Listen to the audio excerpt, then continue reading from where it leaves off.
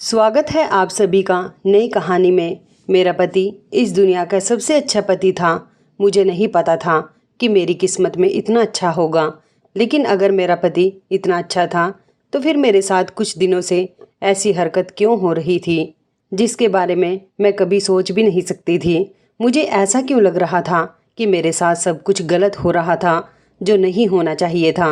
आखिर मैं एक औरत थी और मुझे अपने बारे में पता था। मैं थोड़ी परेशान जरूर थी, पर मुझे यह नहीं पता था कि मेरे ऊपर कोई बड़ी मुश्किल आने वाली है। रात के 2 बज रहे थे और मैं घर की दहलीज के बाहर बैठी अपने पति का इंतजार कर रही थी। मेरे चेहरे पर मुस्कान थी और आंखों में अपने पति का चेहरा था।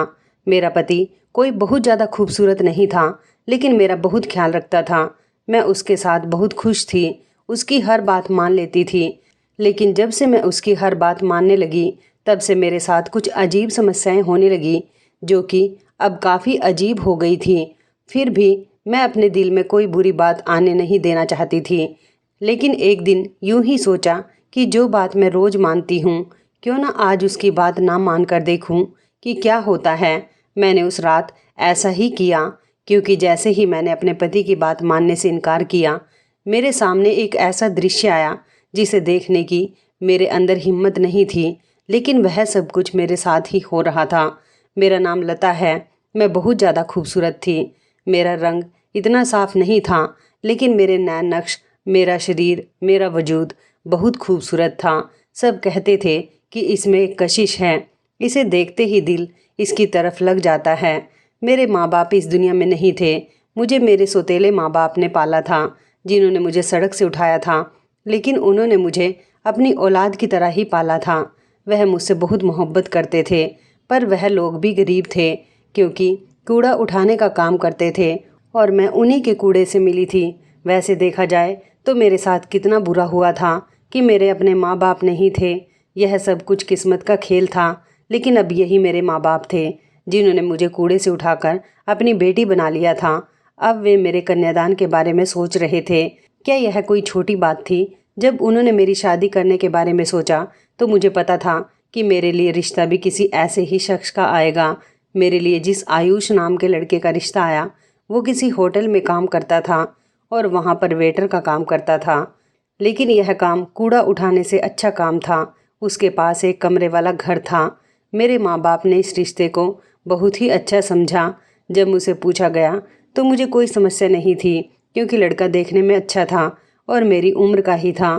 मुझे अच्छा लग गया और मैंने भी हाँ कह दिया। हम दोनों की शादी हो गई। शादी की पहली रात ही आयुष ने मुझे बताया कि वह बहुत ज़्यादा अमीर होना चाहता है। वह चाहता है कि वह एक दिन अपना होटल बनाए। उसने मुझे समझाया कि जिस होटल में मैं काम करता हूँ ना, उसकी वजह से ही पूरा होटल चलता है। यानी जो खाना वो बनाता है वो सबको बहुत पसंद आता है, क्योंकि उसके हाथ के तरीक़ों की वजह से लोग उसी होटल पर आते हैं। अगर मैं अपना होटल बना लूँ तो मेरे पास भी सब लोग आएंगे और मेरे पास बहुत सारा पैसा होगा, लेकिन हुनर को बेचने के लिए पैसे नहीं हैं। मुझे उसकी बातों से ऐसा लगा कि जैसे वह ऐसा आदमी है जिसे बस जल्दी जल्दी पैसे कमाने हैं। इसमें कुछ बुरा नहीं था, क्योंकि गरीब आदमी अगर पैसे कमाने के बारे में नहीं सोचेगा तो फिर और कौन सोचेगा। उसने कहा कि मुझे पता है, मेरा बाप भी बड़ा गरीब था। वह तो लोगों के घरों के आगे से कूड़ा उठाया करता था, और जब मेरी माँ उसकी ज़िंदगी में आई तो उसके हालात बदलने लगे। उसने यह छोटा सा घर भी बना लिया। यह घर बहुत छोटा था। इसे घर तो नहीं कहना चाहिए, पर कम से कम इसका किराया नहीं देना पड़ता था और उसका थोड़ा बहुत कारोबार भी चलने लगा था। फिर जब मेरी माँ इस दुनिया से चली गई तो वह फिर से गरीब हो गया। कहते हैं कि औरत के नसीब से ही मर्द को पैसा मिलता है। अब तुम मेरे नसीब में आ गई हो तो मुझे उम्मीद है कि हम अमीर हो जाएंगे। मैं हंस रही थी, क्योंकि मुझे पता था कि इस तरह से अचानक कोई अमीर नहीं होता। लेकिन मैंने उसके सपने की इज्जत की और कहा कि ऐसा ही होगा। उसने कहा कि तू बड़ी खूबसूरत है, मुझे बहुत अच्छी लगती है। तुझे अपनी पत्नी बनाकर मैं बहुत खुश हूँ और मुझे उम्मीद है कि सब कुछ ठीक हो जाएगा। मैंने कहा कि ठीक है, जैसा भी हो, हमें तो खाना ही चाहिए। उसने कहा कि नहीं, इस खाने को तुमने यही समझकर खाना है कि जब हम यह खाना खाएंगे तो हमारी मोहब्बत बढ़ जाएगी। जाहिर है कि इस बात का कोई मतलब नहीं था, लेकिन अपने होटल का खाना बेचने के लिए लोग ऐसी बातें करते हैं जैसे पानी पूरी की दुकान पर लिखा होता है कि चाट खाएं और बेटा पाएं। भला चाट खाने से थोड़ी बेटा हो जाता है। लेकिन एक बात यह है कि इंसान का अच्छे तरीके से पेट भरा होता है तो उसको अपना पति या पत्नी भी अच्छी लगने लगती है। भरे पेट वाले इंसान को दुनिया अच्छी लगती है, इसलिए शायद पति पत्नी में प्रेम बढ़ता है। लेकिन जिसने भी यह बात फैलाई वह बड़ा ही चालाक आदमी था। बड़ी गहरी बात थी। और आजकल के ज़माने में 2 वक्त का खाना बनाना कौन सा आसान काम है, वह भी होटल वाला। अगर आपको मुफ्त में मिल रहा था तो फिर और क्या चाहिए था। मैं तो खाना देखते ही खुश हो जाती थी। वैसे इस खाने में बहुत ज़्यादा मिर्ची हुआ करती थी, लेकिन मैं खा लेती थी। लेकिन जब मैंने खाना खाया तो मुझे ऐसी नींद आई कि मुझे पता ही नहीं चला। सुबह उठी तो मेरा पति काम पर भी जा चुका था। शायद उसने रात का बचा हुआ खाना ही गर्म करके खा लिया था, क्योंकि सर्दियों का मौसम था। पर मुझे उठना तो चाहिए था। मुझे बहुत अजीब लगा जब वह रात को घर आया तो मैंने कहा कि माफ़ करना, मैं सुबह सोती रह गई थी। उसने कहा कि कोई बात नहीं, तू सोई हुई बड़ी खूबसूरत लग रही थी, इसलिए मैंने तुझे जगाया नहीं। तू हर तरह से ही खूबसूरत लगती है। मैंने कहा कि तुम्हें तो तारीफ़ करने में डिग्री मिलनी चाहिए। वह कहता था कि आज तुझे एक पते की बात बताता हूँ। जो मर्द अपनी औरत से सच्ची मोहब्बत करता है ना, उसको अपनी औरत के पाँव बड़े सुंदर लगते हैं। तेरे पाँव भी बड़े सुंदर हैं। अगर तूने किसी और से पूछा हो कि उसका पति उससे कितना प्रेम करता है तो उससे पूछना कि क्या उसका पति उसके पैरों की तारीफ़ करता है। अगर उसने कहा हाँ, तो इसका मतलब वह सचमुच प्रेम करता है। तुझे जब मेरे प्रेम के बारे में पता चल जाएगा तो तू भी हैरान रह जाएगी। काश मैं तुझे समझा पाता कि तू मुझे कितनी प्यारी है। मेरा पति मेरे लिए रोज़ खाना लेकर आता और वह खाना खाकर मैं ऐसे सोती कि जैसे मुझे होश ही नहीं था। एक दिन जब मैं उठी तो उठते हुए मेरी कमर में तेज़ दर्द हो गया। मैं तो ज़मीन पर ही सोने की आदी थी, यहाँ तो फिर भी हमें चारपाई मिली हुई थी। फिर मेरी कमर में इतना दर्द क्यों हो रहा है। खैर, मैंने इस बात को नज़रअंदाज कर दिया, क्योंकि मेरी माँ कहती थी कि वह औरत ही नहीं होती जिसकी कमर में दर्द नहीं होता। मैं घर के कामों में मशगूल हो जाती थी। घर बहुत ही छोटा सा था। मेरा पति मेरे साथ बहुत प्यार से रहता था। कभी बारिश आती तो बच्चों की तरह कहता कि चलो बारिश में नहाते हैं। कभी हाथ पकड़कर घर से बाहर निकल जाता। हमारे पास इतने पैसे नहीं होते थे कि हम रास्ते से कोई चीज़ खा लें या कोई चीज़ पसंद आ जाए तो उसे खरीद लें, लेकिन बस एक दूसरे के साथ घूम फिर के खुश हो जाते थे या 10-20 रुपए की कोई चीज़ लेकर खा लेते थे और यह दिन यादगार बन जाता था। मैं अपनी माँ के घर गई तो मेरी माँ ने कहा कि तेरा चेहरा बड़ा ही बेरौनक होता जा रहा है। क्या बात है, कहीं पति से लड़ाई तो नहीं हुई है। मैंने कहा कि उससे कौन लड़ाई करे, वह तो इतना अच्छा इंसान है। मैंने कहा कि मुझे नहीं पता, मैंने तो गौर नहीं किया। मैं तो आजकल इतनी ज़्यादा खुश हूँ कि बता नहीं सकती। पूरा दिन ही खुश रहती हूँ। रात को इतनी सुकून की नींद आती है। मेरी माँ ने कहा कि जिस तरह की बातें कर रही है, इतनी खुशी तेरी शक्ल से तो नज़र नहीं आ रही। तुझे कहीं अंदर अंदर कोई बीमारी तो नहीं हो गई, बुखार तो नहीं रहा तुझे। मैंने कहा कि नहीं, सब कुछ बिल्कुल ठीक है। आप क्यों परेशान होती हैं। मेरी माँ मुतमईन नहीं हुई थी। शायद वह माँ थी, इसलिए मेरी माँ ने कहा, देख, मैंने तेरे लिए एक चीज़ रखी है। इसी कूड़े में से मुझे एक बहुत ही खूबसूरत आईना मिला था। इसे अपने घर ले जाओ। हमारी शक्लें तो अब इतनी अच्छी नहीं रही कि हम खुद को देख सकें, लेकिन तू ज़रा अपने आप को गौर से देख। तेरे चेहरे पर पहले जैसी रौनक नहीं है।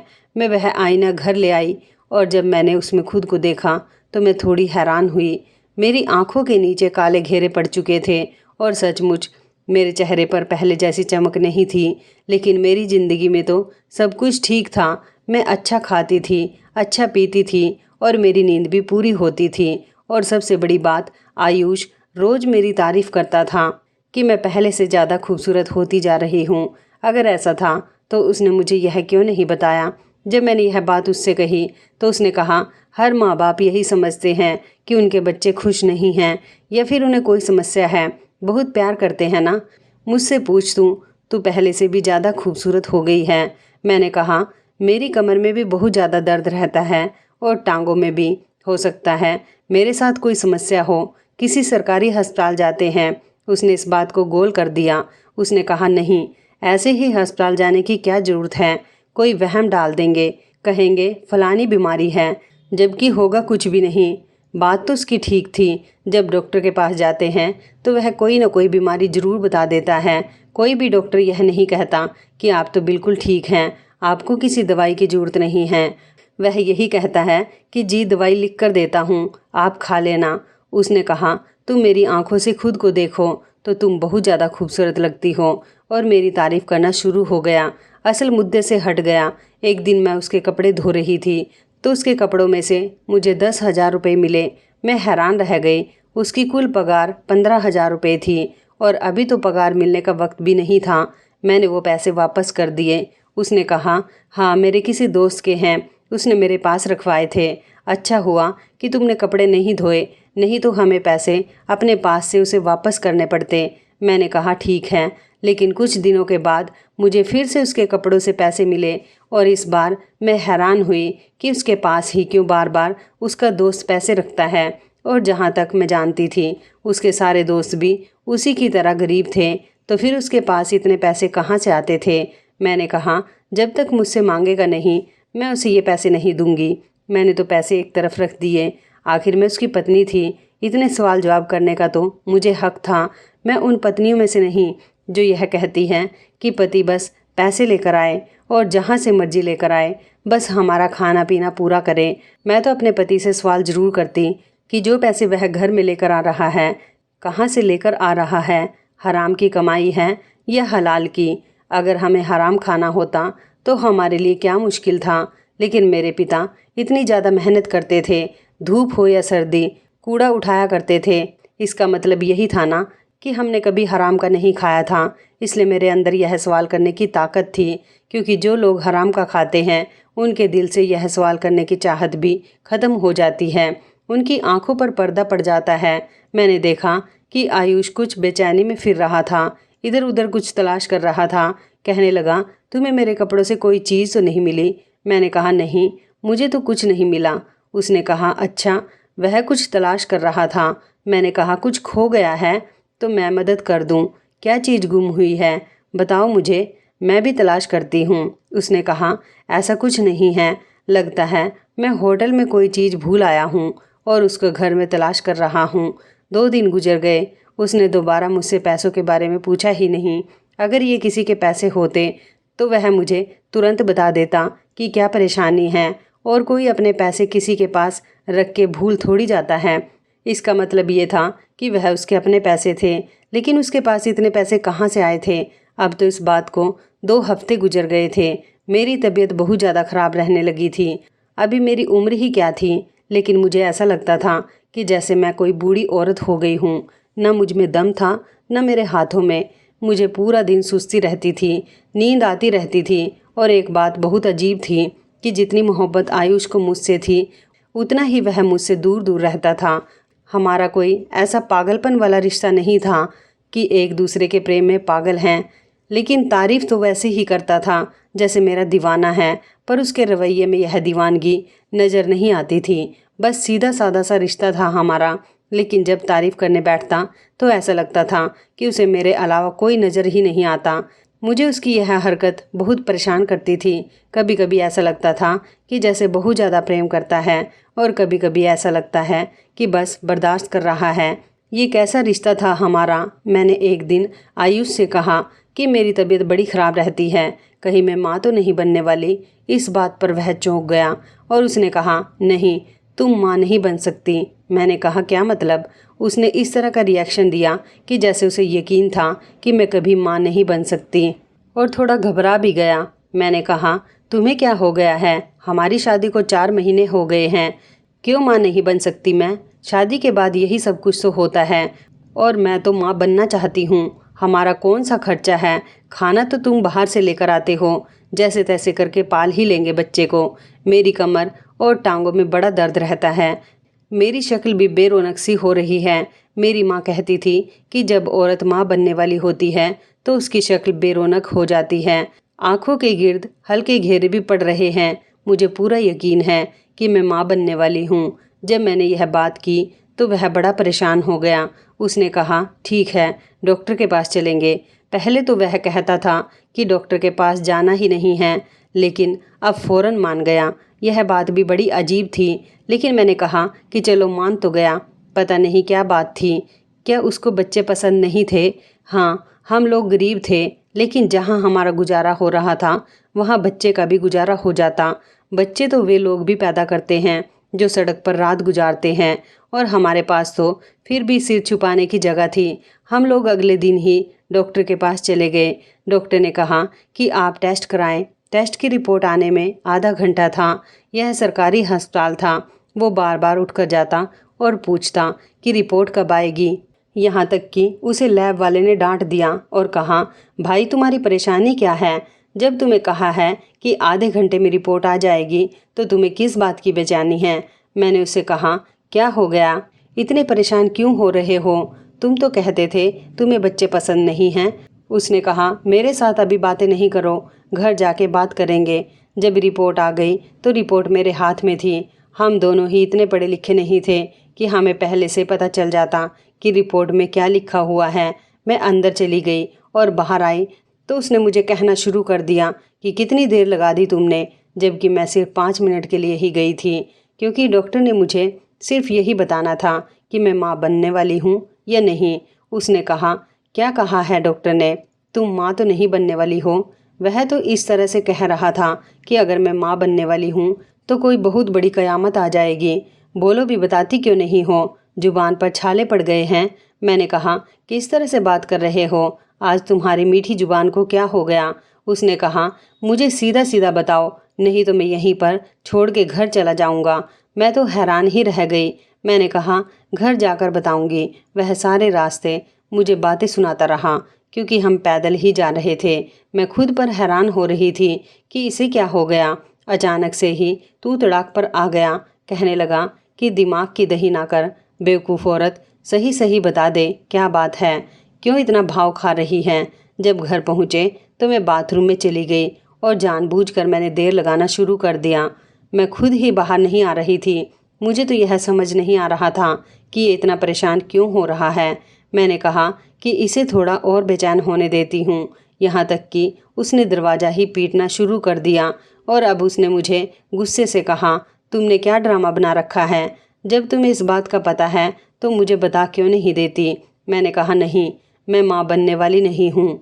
डॉक्टर ने कहा है कि मैं माँ बनने वाली नहीं हूँ, लेकिन मैं बहुत ज़्यादा कमज़ोर होती जा रही हूँ। शायद मेरे साथ कुछ अजीब हो रहा है जो नहीं होना चाहिए। उसने कहा, कुछ अजीब नहीं हो रहा है तुम्हारे साथ। मैंने कहा था ना कि ये डॉक्टर इसी तरह की बातें करते हैं। जैसे ही उसे पता चला कि मैं माँ नहीं बनने वाली, वह बहुत ज़्यादा मुतमईन हो गया। उसने फ़ौरन ही मुझसे माफ़ी मांगी और कहा कि बस तुम अपना ख्याल रखो, आज से मैं तुम्हारे लिए और भी अच्छे अच्छे खाने लेकर आऊँगा तो तुम ठीक हो जाओगी। मुझे मेरे पति के रवैये की समझ नहीं आ रही थी। अभी तक तो मैं यह समझने लगी थी कि शायद मैं इस शख्स को बहुत अच्छी तरह जानती हूँ, लेकिन आज उसने जिस तरह का रवैया पेश किया, मैं हैरान रह गई थी। रात को फिर से मेरे लिए खाना लेकर आया और मेरा खाना खाने का बिल्कुल भी मूड नहीं था। मैंने कहा, क्या तुम्हें बच्चे पसंद नहीं हैं? उसने कहा, पागल हो, मुझे बच्चे बहुत पसंद हैं और मैं चाहता हूँ कि हमारे बच्चे पैदा हो, लेकिन इस गरीबी की ज़िंदगी में नहीं। मैंने कहा, हम लोग जो भी कर लें, हम ज़्यादा से ज़्यादा कितना अमीर हो जाएंगे? क्या हमारे पास कोई बहुत बड़ा बंगला और गाड़ी आ जाएगी? उसने कहा, ना उम्मीदी की बातें मत करो। मैंने ऐसे लोग भी देखे हैं जिनकी जेब में 20 रुपए नहीं होते थे, लेकिन फिर वह बड़े बड़े बिजनेसमैन बन गए। तो फिर हम अमीर क्यों नहीं हो सकते? मैंने कहा, सीधे रास्ते से इस तरह का कोई काम नहीं होता। ऐसे कामों के लिए उल्टे रास्ते पर जाना पड़ता है। 2 वक्त की रोटी पूरी करना ही इतना ज़्यादा मुश्किल है। हलाल की कमाई से सिर्फ पेट भरता है। जो सपने तुम देख रहे हो वह सिर्फ हराम की कमाई से ही पूरे होते हैं। इस बात पर वह खामोश हो गया। मैं अभी तक हैरान थी कि उसका मूड अचानक कैसे बदल गया, जैसे चैनल बदल जाता है। मैंने कहा, मुझे भूख नहीं है, मुझे खाना नहीं खाना है। फिर भी वह मुझे अपने हाथों से निवाला बनाकर खिलाने लगा।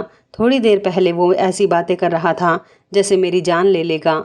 ये किस तरह की हरकत थी? उसने कहा, इस बात को छोड़ दो। अगर तुम्हें मेरी कोई बात बुरी लगी हो तो मुझे माफ़ कर दो और खाना खा लो। मैंने कहा, मेरा खाना खाने का दिल नहीं कर रहा। वैसे भी तुम मुझे इतनी जल्दी खाना खिला देते हो और पता नहीं इस खाने में ऐसा क्या होता है कि मुझे इतनी ज़्यादा नींद आ जाती है। उसका कहना था, जब इंसान का पेट भर जाता है तो नींद आ जाती है और तुम्हें यह खाना खाना ही पड़ेगा। मैंने कहा, मुझे भूख नहीं है। उसने कहा, तुम्हें फिर भी खाना पड़ेगा। मैंने कहा, क्या मतलब खाना पड़ेगा? नहीं भूख है तो मैं खाना क्यों खाऊं? इस बात पर भी वह घबरा गया और उसने कहा, खाना खराब हो जाएगा तो कौन खाएगा? मौसम बदलने लगा है, तुम्हें पता है कि हमारे पास फ्रिज नहीं है। अगर हमने खाना नहीं खाया तो यह खाना जाया हो जाएगा। मैंने कहा, हाँ ये बात तो तुम्हारी ठीक है। अब सर्दियों का मौसम जा रहा था। मैंने थोड़ा बहुत खाना खा लिया और उसके बाद वही हुआ जो होना था। मैं बहुत गहरी नींद सो गई। मुझे तो यह समझ नहीं आती थी कि मैं इतना अच्छा खाना भी खाती थी और नींद भी पूरी करती थी, फिर मेरे साथ इतने मसले क्यों बन रहे थे। मैंने कुछ दिन अपने पति से सवाल जवाब करना छोड़ दिया। जो वह खाना लाता था मैं चुपचाप खा लेती थी। जो बात करता उस पर मुस्कुरा देती तो उसका मूड भी अच्छा हो गया और फिर से वह मेरी तारीफ करने लगा। लेकिन मैं उसे कैसे बताती कि मेरे साथ कोई ना कोई परेशानी थी। शायद मुझे अंदर ही अंदर किसी बीमारी ने पकड़ लिया था जिससे मेरी पहले जैसी हालत नहीं रही थी। डॉक्टर भी यही कह रही थी कि आप अंदर से बहुत ज़्यादा कमज़ोर होती जा रही हैं। उसने तो यह भी कहा था कि तुम्हारा बच्चा तो नहीं होने वाला है, लेकिन अगर इसी तरह तुम्हारी सेहत रही तो तुम्हारा बच्चा होगा भी नहीं। इसलिए अपना बहुत ज़्यादा ख्याल रखो। आहिस्ता आहिस्ता मैं यह नोट करने लगी थी कि जिस दिन मैं खाना खाने से इनकार कर कि मैंने नहीं खाना या कम खाना खाती तो मेरा पति मेरे पीछे पड़ जाता था और मेरे साथ लड़ाई झगड़ा करना शुरू कर देता था। कहता था, खाना क्यों नहीं खा रही हो? एक दिन तो ऐसा हुआ कि जब वह खाना लेकर आया तो खाना थोड़ा ख़राब था क्योंकि गर्मी आ चुकी थी। मैंने कहा, यह खाना खाने के काबिल नहीं है। उसने कहा, पेट में जाकर सब कुछ एक जैसा हो जाता है, चुपचाप खा लो। मैंने कहा, मैं ख़राब खाना क्यों खाऊं? पहले ही मेरी तबीयत ठीक नहीं रहती, इसे खाने से मैं बीमार हो जाऊंगी। उसने कहा, थोड़ा सा खा लो, थोड़ा सा खाने से बीमार नहीं होगी। पर उसने मुझे वह ख़राब खाना ही खिला दिया। वह खाना इतना ज़्यादा ख़राब तो नहीं था, लेकिन उसकी खुशबू बदल चुकी थी। मैं हैरान थी कि ये मुझे इतना ज़्यादा क्यों खिलाता है और उसका सारा ध्यान खाने पर ही क्यों होता है। अब तो मेरी तबीयत और भी ज़्यादा ख़राब रहने लगी थी। मुझे ऐसा लगता था कि होटल का खाना खाकर मेरा पेट खराब हो जाएगा। मैंने उससे कहा कि वह मुझे सब्जी या दाल दिया करे, मैं घर पे पका लिया करूँगी। घर का खाना खाने से इंसान बीमार नहीं होता। उसने कहा, घर पर खाना पकाना हो तो सारे सामान पूरे करने पड़ते हैं। तुम्हें पका पकाया खाना मिल रहा है और तुम उसकी कदर नहीं कर रही हो, फिर तुम्हें मेहनत करनी पड़ेगी। देखो, इस तरह मत करो, फिर कहोगी कि पहले ही अच्छा था। कम से कम खाना तो पका पकाया मिल जाता था। एक दिन मैं अपने पति के बक्से की सफाई करने लगी तो मेरे पैरों तले से ज़मीन निकल गई। उसके अंदर तो इतने पैसे थे जितने मैंने अपनी पूरी ज़िंदगी में नहीं देखे थे। मैं हैरान थी कि इतने सारे पैसे उसके पास कहाँ से आए। जब मैंने पूछा तो उसने वही जवाब दिया कि मेरे किसी दोस्त ने मेरे पास रखवाए हैं। मैंने कहा, तुम्हारे दोस्त क्या इतने ज़्यादा अमीर हैं और तुम पर कुछ ज़्यादा ही भरोसा नहीं करते? उसने कहा, क्यों, मैं भरोसे के काबिल नहीं हूँ क्या? मैं इस बात पर खामोश हो गई क्योंकि मुझे कुछ गड़बड़ लग रही थी। मुझे आजकल अपने पति की शक्ल देखकर अजीब सा लगने लगा था।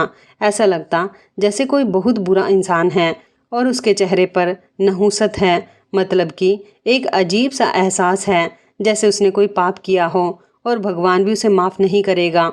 उसकी शक्ल देखकर मुझे आजकल गुस्सा आने लगा था, जबकि कोई ख़ास बात नहीं थी। एक दिन मैंने पक्का इरादा कर लिया कि मुझे आज खाना नहीं खाना, चाहे दुनिया इधर से उधर हो जाए। पर मुझे पता था कि अगर मैं इनकार करती तो फसाद बन जाता और वह मेरे पीछे पड़कर मुझे खाना खिला ही देता। इसलिए मैंने एक्टिंग की कि जैसे मैंने खाना खा लिया है, लेकिन मैंने खाना नहीं खाया था और हम लोग सोने के लिए लेट गए। पर अजीब बात थी कि आज मुझे नींद नहीं आ रही थी।